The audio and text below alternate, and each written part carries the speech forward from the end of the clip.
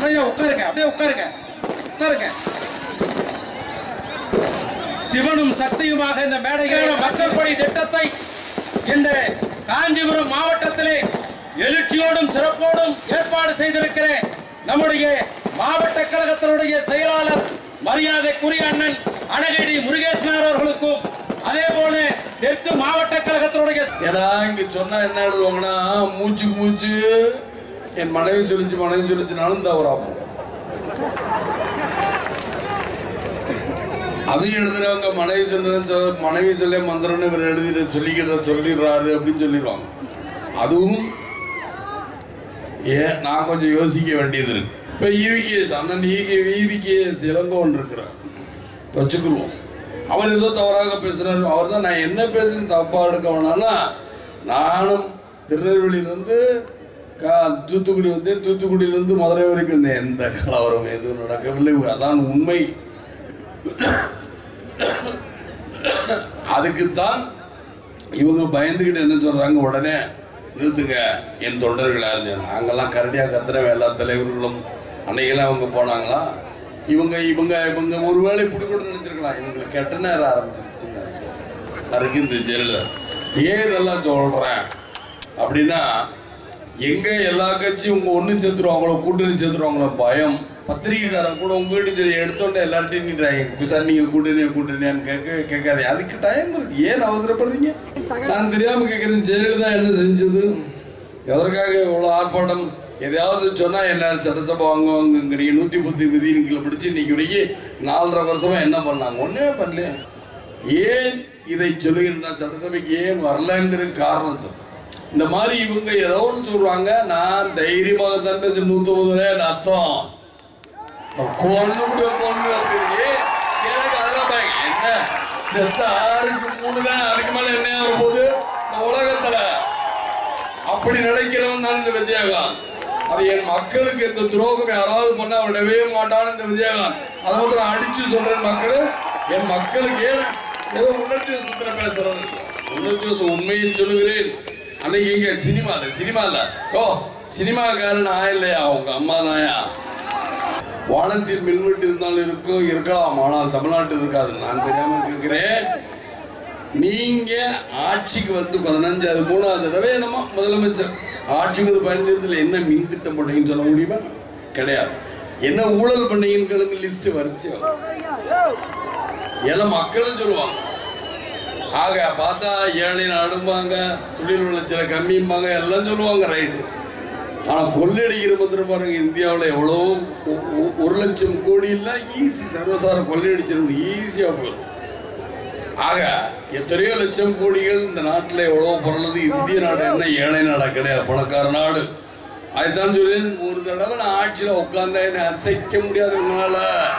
ஏன்னா மக்களுக்கு பண்ணுங்களேன், யாருக்கோ மக்கள் பேசிக்கிறாங்க. வீகத்தை எப்படி சொல்றது? அதாவது ஒவ்வொரு அரசு கட்சி குழம்பும் விஜயகாந்த் என்ன பண்றான் அந்த குழப்பத்தை ஏற்படுத்துறதுக்கு பேர் தான் விஜயகாந்த். இந்த தேசிய முற்போக்கு திராவிட கழகம் இன்னும் அப்படித்தான். இவங்கதான் இளைஞர்கள். இங்கிருந்து நம்ம மீனம்பாக்கத்திலிருந்து பார்த்துக்கிட்டு வர எவ்வளவு வேணும் பின்னாடி கட்டிருக்காங்களே ஒவ்வொரு கவுரும். அது கவுரல்ல, ஒவ்வொருத்தவங்களோட நரம்பு முழுக்க இளைஞர்களோட நரம்பு. அந்த நரம்பு தெரியாம விளையாண்டுகிட்டு இருக்கீங்க. அவங்க கிட்ட போயிட்டு அவங்க அப்படின்னு ஒரு கண்ணை கட்டினா போல நடக்கிறது வேற. தேர்தல் சிரிச்சுக்கிட்டே பேசுறோம், இல்லாட்டி என்ன பண்ணிடுவாங்க? கோபப்பட என்ன? கோபங்கள் இயற்கை. கோபம் இருக்கும் இடத்தில் தான் குணமே இருக்கு. இன்னைக்கு கூட பாருங்க எவ்வளவோ பிரச்சனை. இந்த ரிலே வந்து கூட நாங்க தான் இவ்வளவு தூரம் பண்றோம், நீங்களும் பண்ணுங்களேன். உங்களை யார் பண்ணிட்டா போச்சு இல்லை. ஜெயலலிதா ஏதாவது சொல்லிச்சுன்னா ரொம்ப எனக்கு 2 டிவி அவ்வளவுதான க்ளோஸ். அப்புறம் பத்திரிக்கை க்ளோஸ். பத்திரிகைகிட்ட என்ன பண்ணுவாங்க, ஓனர்கிட்ட போன்ல என்னையா என்ன எதா இல்லம்மா பழைய சொல்லப்படி சொல்றது. 2வது யோகாசனம் அருமையா பண்ற மாதிரி முதலாளி யோகாசனம் பண்ண வச்சுட்டான், தப்பா போயிரும்ல. ஒவ்வொரு பத்திரிகை நண்பர் யோகாசனம் பண்ண வச்சுட்டு தப்பா போயிடக்கூடாதுங்கிறக்காத்தான் சொல்றேன். ஏன்னா அவங்க செஞ்சாலும் செய்ய வைப்பாங்க எல்லாரையுமே. ஏன்னா விஜயகாந்துக்கு இப்படி அரிக்குதுன்னு நினைக்காதீங்க, பூச்சி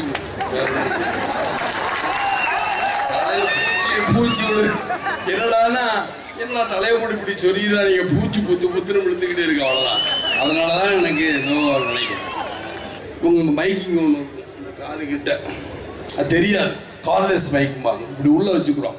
அந்த மைக்கில் சொல்லுவாங்க, சார் ஜெயலலிதாவுதுன்னு சொல்லிடுறாங்க, இல்லை நம்ம டிவி அப்போ ஓரம் கட்டிடுவாங்க. என்ன பயம், நான் தான் கிடத்துக்கு என்ன கத்தி வந்துருமா, டெல்லியில் கட்டி என்ன கழுத்து கத்தி கொடுத்துருவான் ஜெயலலிதா. என்னையா என்ன விளாடுறீங்களா? சும்மா இதே பயமுறுத்தக்கூடாது. ஜெயலலிதாவுக்கு இன்னைக்கு திராணி இருக்கான்னு என்னை பார்த்து கேட்டதெல்லாம் இந்த 5 வருஷம் தான். போன 5 வருஷம் திராணி இருந்ததா அவங்களுக்கு? கொடநாடுல போய் உட்கார்ந்து இருந்தா ஒரு லேடி தானே, இன்னைக்கு லேடியா மோடியா பாத்துருன்னு பேசுறான். அந்த மோடி வந்தாரு, மோடி வர்றதுக்கு தான் இந்த லேடி ஓடுனாங்க, ஞாபகம்ல? ஆக இதைத்தான் சொல்லுகிறேன். ஏண்டா விஜய், நான் திரும்ப டைம் ஆகிக்கிட்டே இருக்கு, நீங்க எதுக்காக ரொம்ப நேரம்? ஏன்னா எல்லாருமே போகணும், தயசு கோச்சிக்கிறேன். மனைவர் நேரம் எடுத்துக்கிடுச்சு, நானும் அதிக நேரம் பேசணும்னு விரும்பல. கோச்சிக்க நான் பேசணும்னு நினைச்சா 1.5 மணி நேரம் கூட பேசுவேன், அது வேற. ஏனென்றாலும் எல்லாரும் கொடுக்கணும்ல. எல்லாரும் விளையாட்டுத்துறைங்கிறாங்க, விளையாட்டுத்துறைக்கு வேணா. என் மனைவிட்ட நான் சொல்லிக்கிறேன், விளையாட்டுத்துறைங்கிறது முக்கியமான துறை.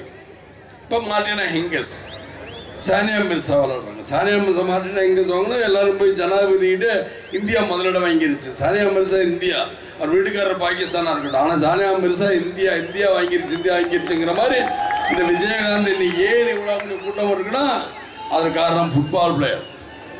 இந்த விஜயகாந்த் சிசர் கிக் அடிக்கிறனே படங்கள்ல டம்முன்னு அந்த ஃபுட்பால்ல விளையாண்டு தான் இன்னைக்கும் கிக் அடிக்கிறேன் படத்துல.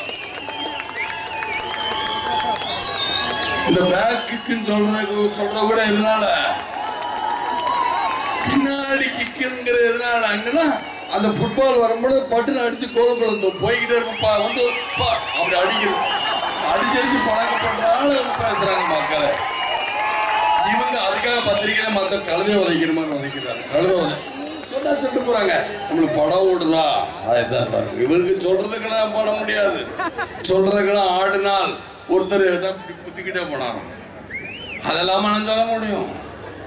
எதற்காக பல பிரச்சனை இருக்குன்னு பேச வேண்டிய எவ்வளோருக்கு பேசுகிறேன் என்று சொல்லிக்கொண்டு வந்த அனைவருக்கும் நன்றிகள் வணக்கம் தெரிவித்துக் கொண்டு விடைபெறுகிறேன். நன்றி, வணக்கம்.